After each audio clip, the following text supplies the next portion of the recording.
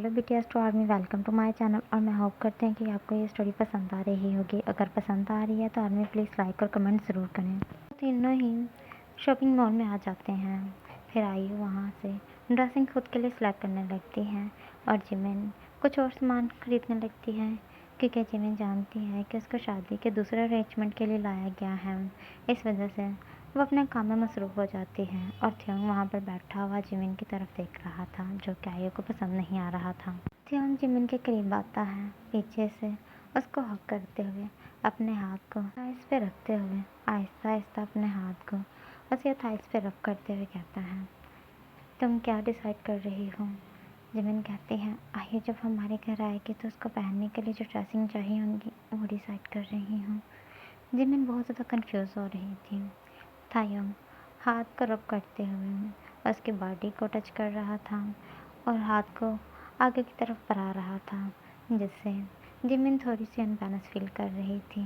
वो धीमी सी आवाज़ में कहती है, थियोंग प्लीज़ मत करो, हम दोनों मॉल में हैं। अगर तुम्हें कुछ ऐसा करना है तो प्लीज़ घर जाने तक का वेट करो। जिमिन बहुत ज़्यादा हॉट फील कर रही थी। थियोंग जो जिमिन को देखकर ही बहुत ज़्यादा हॉट हो चुका हुआ था, क्योंकि जिमिन सच में बहुत ज़्यादा हॉट और खूबसूरत लग रही थी।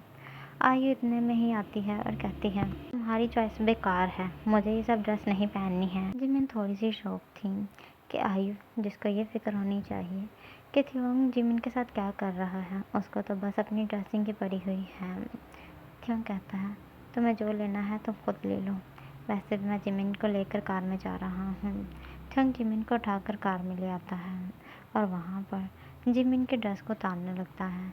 जिमिन उसको रोक रही थी, लेकिन थियोंग कहाँ उसकी मानने वाला था। वो जिमिन के साथ वहाँ पर इंटीमेट होने लगता है। लेकिन आज जिमिन को भी थियोंग पे बहुत ज़्यादा प्यार आ रहा था, इसलिए जिमिन भी भरपूर थियोंग के साथ रोमांस कर रही थी। ऐसे ही काफ़ी देर तक वो एक दूसरे के साथ टाइम स्पेंड करते हैं। फिर थियोंग आयु को मैसेज करता है कि कार में आओ, अब हमें घर जाना है। आयु जो बहुत ज़्यादा शॉपिंग करके कार में आ जाती है। जिमिन और थियोंग ने अपने क्लॉथ को बिल्कुल सेट कर लिया था। फिर थियोंग कहता है, आयु तुमने सब ले लिया? आयु मुस्कुराती है और कहती है, हाँ, मुझे जो जो ड्रेस लेनी थी मैंने सारी ले ली हैं, बाकी दूसरी चीज़ें रह गई हैं। थियोंग कहता है, वो खुद मॉम देख लेंगी, वैसे भी मुझे उन सब में कोई इंटरेस्ट नहीं है। शादी में क्या क्या यूज़ करना है ये तो मुझे पता ही नहीं है, बस तुमने और मैंने अपना क्लॉथ ले लिया है, यही बहुत है। जिमिन कहती है, मुझे पता है। थियोंग कहता है, तुम चुप रहो। थियोंग कहता है, आगे मेरे साथ बैठोगी या पीछे? वो जिमिन की तरफ देख रहा था। जिमिन थोड़ी सी शॉक थी, क्योंकि जब वो मॉल में जा रहे थे तो तब आयु और थियोंग आ गए थे। जिमिन अकेली बेचारी पीछे बैठी हुई थी, लेकिन इस बार जिमिन को कहा जा रहा था। जिमिन थियोंग की तरफ देखती हुई घबराती हुई कहती है, जहाँ आपकी मर्ज़ी है। थियोंग कहता है, चलो, मुझे कार ड्राइव करनी है, तो मैं आज के मेरे साथ बैठना होगा। वो जिमिन को लेकर आगे चला जाता है। आयु जो पीछे अपनी ले की ड्रेसिंग की इतनी ज़्यादा तारीफ़ कर रही थी और थियोंग को दिखा रही थी। थियोंग को उस ड्रेस में ज़रा इंटरेस्ट नहीं था। थियोंग तो जिमिन की तरफ बार बार देख रहा था, क्योंकि जिमिन उसको सच में बहुत ज़्यादा खूबसूरत लग रही थी। फिर आयु थियोंग को कहती है, बाय डियर, तुमने तो कुछ भी सिलेक्ट नहीं किया है। थियोंग कहता है, तुम यूँ कह सकते हो कि मैं क्लॉथ लेने यहाँ पर आया ही नहीं था, मैं जो करने आया था मैंने कर लिया है। जिमिन एकदम शांत थी। आयु कहती है, हाँ। जैसे ही वो तीनों घर आ जाते हैं तो थियोंग तो काफ़ी ज़्यादा थक चुका था, इस वजह से थियोंग सोने के लिए रूम में चला जाता है। जिमिन आयु की तरफ देखती है। आयु कहती है, मेरे हस्बैंड ने तुम्हें ज़्यादा तंग तो नहीं किया? जिमिन शौक होती हुई कहती है, बकवास बंद करो, तुम कैसे कह सकती हो कि उन्होंने मुझे तंग नहीं किया, और तुम्हारे हस्बैंड होने से पहले वो मेरा हस्बैंड है। आयु मुस्कुराती है और कहती है, मेरे मानने में तुम सिर्फ मेरे हस्बैंड के सेक्स वर्कर हो, और वो शादी के बाद भी तुम्हें यूं ही फिज़िकली यूज़ करेगा, लेकिन इसका यह मतलब नहीं है कि तुम हमेशा उसकी वाइफ बनने के ड्रीम्स देखती रहो। हाँ, बन गई, क्योंकि म्योन के कत्ल के बाद उसको इतना ज़्यादा गुस्सा आया कि उसने तुमसे शादी कर ली, लेकिन उसने कभी तुम्हें वाइफ फील ही नहीं किया, उसने तुम्हें एक सेक्स वर्कर की तरह यूज़ किया है। वैसे भी अगर वो शादी के बाद भी करना चाहे तो कर सकता है। वैसे भी जितना रफली वो तुम्हें यूज़ करता है मुझे यूज़ करे, तो मैं तो एक मिनट भी थियोंग के साथ मज़ीद ना रह पाऊँ। तुम्हारी हिम्मत है, तुम रहती हो और हमेशा ख़ुद को उसके हवाले कर देती हो। जिमिन शौक होती हुई कहती है, तुम थियोंग से मोहब्बत करती हो? तो फिर त्योंग को तुम कैसे मेरे साथ देख सकती हो। आयु ये सुनकर मुस्कुराने लगती है, कहती है कौन, मैं त्योंग को प्यार करती हूँ। तुम बहुत बड़ी बुद्धू हो जिमिन, तुम्हें लगता है कि मैं त्योंग को पसंद करती हूँ। मैं सिर्फ त्योंग को इस वजह से पसंद करती हूँ कि वो रिच है। उसकी यही बात मुझे सबसे ज़्यादा पसंद है कि उसके पास इतना ज़्यादा पैसा है कि मैं जो चाहूँ कर सकती हूँ, जो चीज़ चाहूँ खरीद सकती हूँ। मुझे यहाँ फुल फ्रीडम है और त्योंग मुझे कभी किसी चीज़ के लिए मना भी नहीं करता है। जिमिन शौक थी। फिर आयु कहती है, जिमिन वैसे तो तुम त्योंग को कॉलेज लाइफ से ही बहुत ज़्यादा पसंद करती थी ना, और तुमने ये बात म्योन को बताई हुई थी। बाय डियर, क्या तुमने सोचा था त्योंग के साथ, लेकिन अब क्या हो रहा है। तुम कहाँ त्योंग की एक अच्छी वाइफ बनकर उसके साथ एक हैप्पी लाइफ स्पेंड करना चाहती थी। दूसरी तरफ तुम्हारी शादी त्योंग के साथ हो भी गई, लेकिन देखो वो हैप्पी तो तुम नहीं रह पाई हो। तुमने क्यों म्योन के साथ ये सब किया।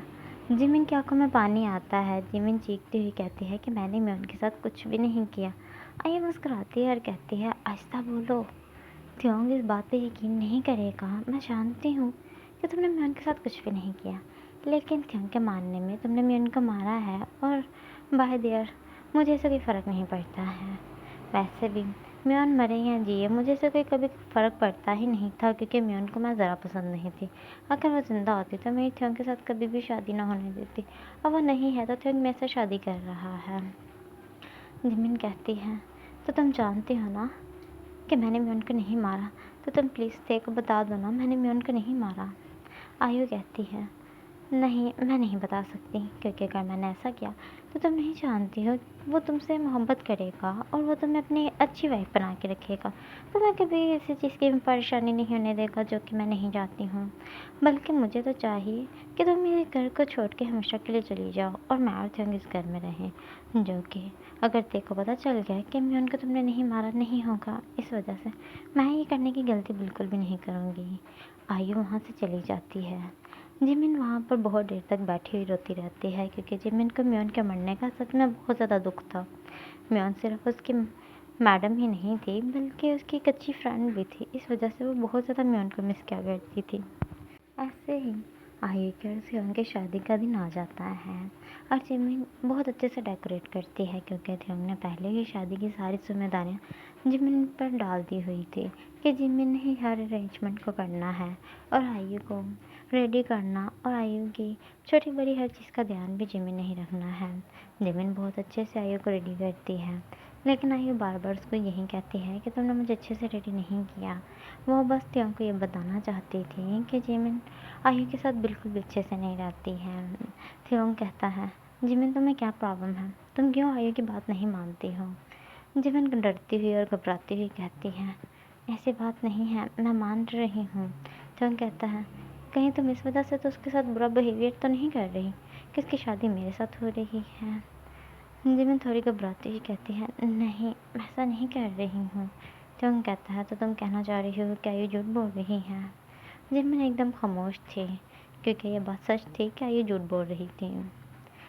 त्योंग कहता है, इस बार मैं तुम्हें माफ़ कर रहा हूँ, लेकिन अगर आयु की और मेरी शादी के बाद तुम ऐसे कोई भी हरकत की तो तुम नहीं जानती हो कि तुम्हें इस चीज़ की सज़ा मिलेगी। फिर ऐसे ही शादी के अरेंजमेंट पर जिमिन फिर से बिजी हो जाती है। वो आयु से थोड़ी दूर रहने की हमेशा ही कोशिश किया करती थी। सब लोग ये शादी के लिए आए हुए थे और सब बहुत ज़्यादा हैप्पी थे।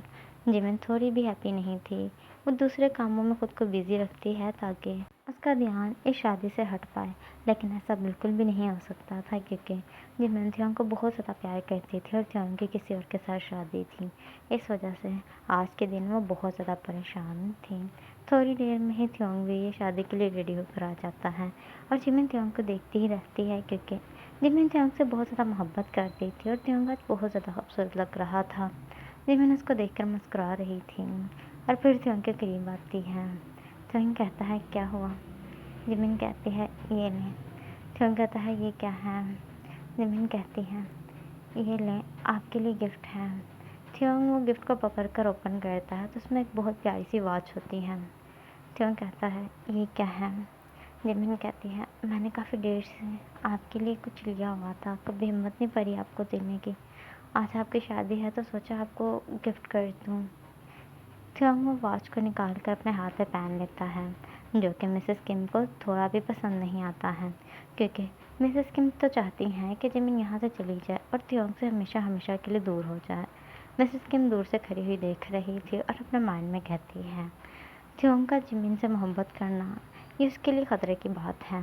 अगर ऐसा चलता रहा और थियोंग को इस बात पे यकीन आने लगा कि जिमिन ने कुछ भी नहीं किया, तो थियोंग पूरी कोशिश करेगा म्योन के कातिल को ढूंढने का। कहीं वो सच में मिसेस किम तक ना पहुंच जाए। उसको बस इसी चीज़ का डर था। थोड़ी देर में ही आयु रेडी होकर आ जाती है। फिर थियोंग और आयु दोनों ही चर्च में आकर पास्टर के आगे खड़े होते हैं, जिससे पास्टर शादी की तमाम रस्मात पूरी करवाता है और उन दोनों की शादी हो जाती है। फिर वो दोनों बाहर आते हैं तो उनको सब फैमिली और उनके सारे फ्रेंड ब्लेसिंग देते हैं। जिमिन दूर से खड़ी हुई देख रही थी। आयु थियोंग को देखती है कि थियोंग काफ़ी देर से जिमिन को ही देख रहा है। इस वजह से वो जिमिन को आवाज़ देती है। जिमिन की आंखें रेड थी और आंखों में पानी था।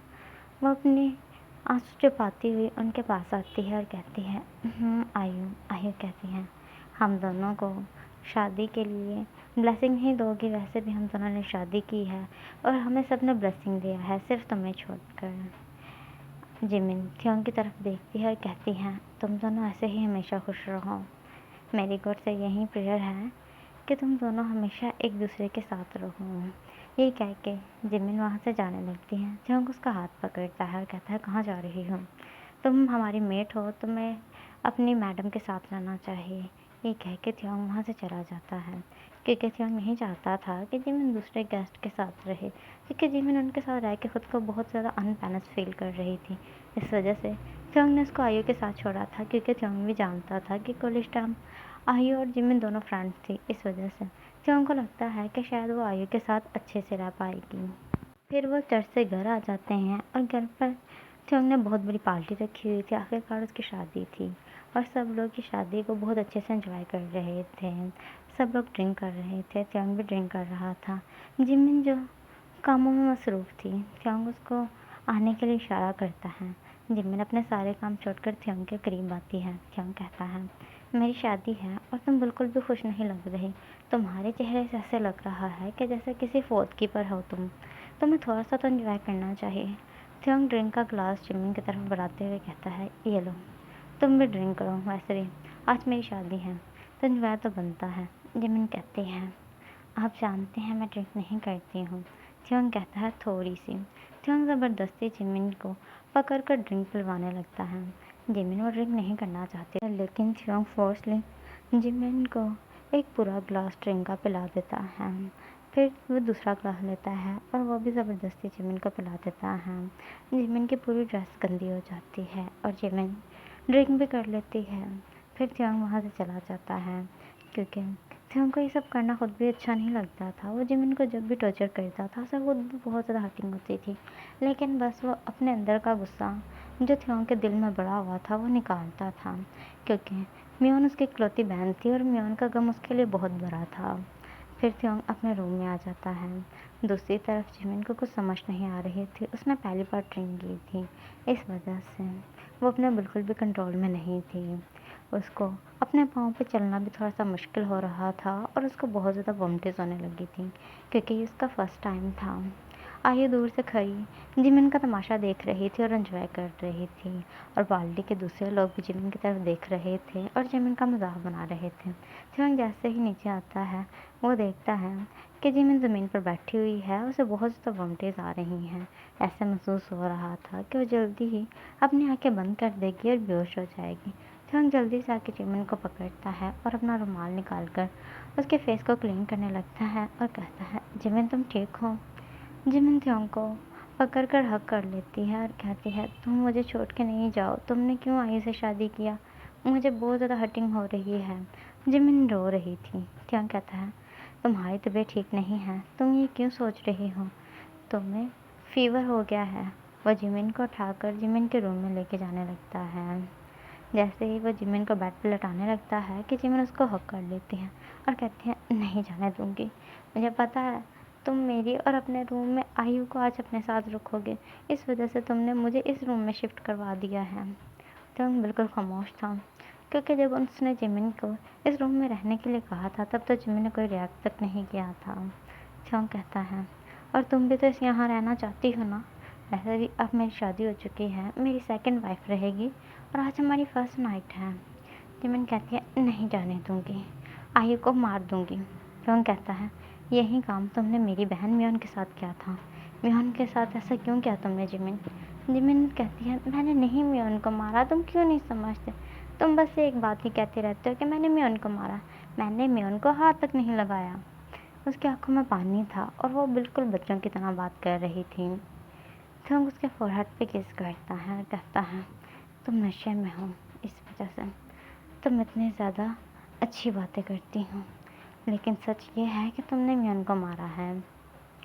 फिर वो जिमिन को गुस्से से देखता है और कहता है सो जाओ। जिमिन कहती है हमेशा मुझे गुस्से से देखते हो, हमेशा मुझ पर गुस्सा करते हो, कभी क्या तुम्हें मुझ पे प्यार नहीं आया है? मुझे लगता था कि तुम एक दिन मुझसे प्यार करोगे और सब ठीक हो जाएगा, लेकिन नहीं, दिन ब दिन तुम्हारा गुस्सा मुझ पर ज़्यादा होता जाता है।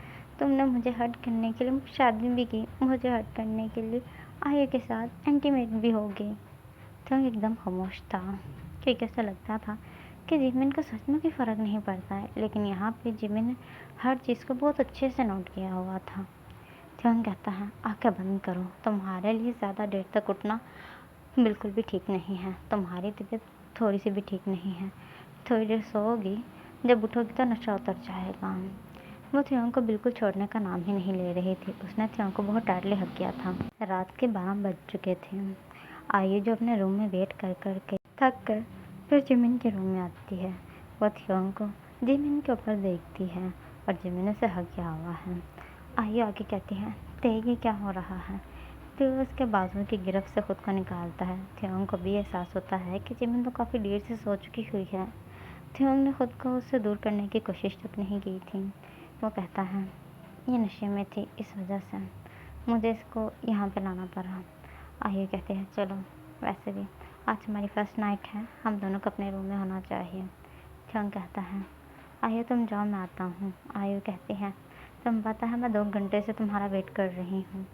थ्योंग कहता है वो ठीक नहीं है, मैं उसे अकेला नहीं छोड़ सकता। आयु कहती है इसने म्योन को मारा है और तुम्हें इसकी फ़िक्र हो रही है।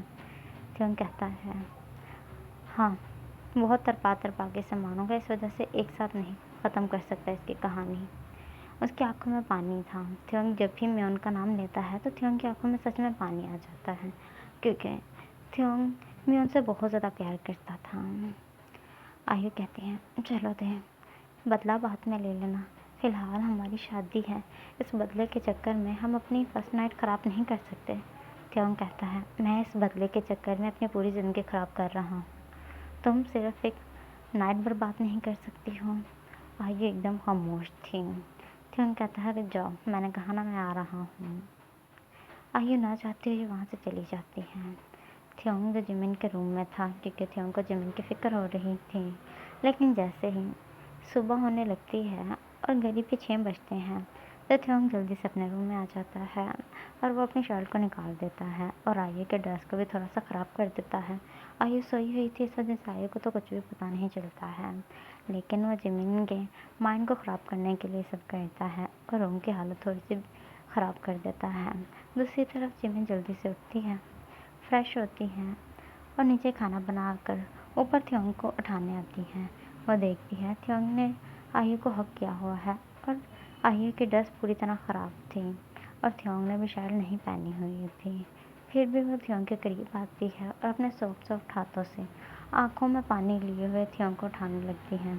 थ्योंग उठता है, टाइम की तरफ देखता है और कहता है ठीक है, तुमने मुझे सही टाइम पे उठाया, लेकिन तुम्हें पता है आज मैंने जॉब पे नहीं जाना था, क्योंकि मेरी आज शादी हुई है तो मैंने अपनी वाइफ के साथ टाइम स्पेंड करना था।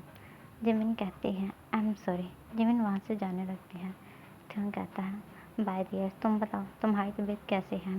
तुमने रात को बहुत ज़्यादा नशा किया था और इस पार्टी में बहुत ज़्यादा तमाशा किया था, तुम्हारी हिम्मत कैसे हुई कि तुम मेरी शादी पे कुछ ऐसा करो? जिमिन कहती है आई एम सॉरी। जिमिन वहाँ से उठने लगती है कि वो ये चीज़ नोटिस करती है कि थ्योंग भी उठकर अपना क्लॉथ को सेट करने लगता है। जिमिन को पूरा यकीन हो चुका था कि थ्योंग में और आयु में कुछ तो ज़रूर हुआ है। यही वजह है कि थ्योंग का क्लॉथ पूरी तरह ओपन है। इस वजह से वो वहाँ से चुप करके चली जाती है। थ्योंग फ्रेश होकर नीचे आता है। थोड़ी देर में आयु भी फ्रेश होकर नीचे आती हैं। जिमिन बिल्कुल खामोश थी। थियोंग अपनी मॉम को कहता है, आयु के साथ शादी करके मैं बहुत ज़्यादा खुश हूँ। मुझे तो ऐसा फ़ील हो रहा है कि जैसे मेरी शादी अभी हुई है, क्योंकि पहली शादी में मुझे ज़रा इंटरेस्ट नहीं था।